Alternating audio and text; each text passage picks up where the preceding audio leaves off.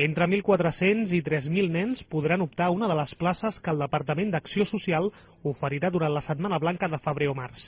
Es tracta d'estades en albergs de la xarxa de la Generalitat per a escolars d'entre 5 i 16 anys amb un preu d'entre 200 i 350 euros.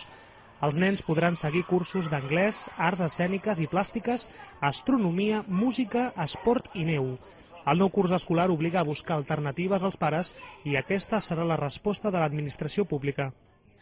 L'objectiu és aportar i donar suport als alumnes per aprendre i aprendre sobretot qüestions tan importants com són la convivència, aprendre a saber estar, compartir amb la resta dels seus companys i companyes i també amb la diversitat dels assistents amb les nostres estades.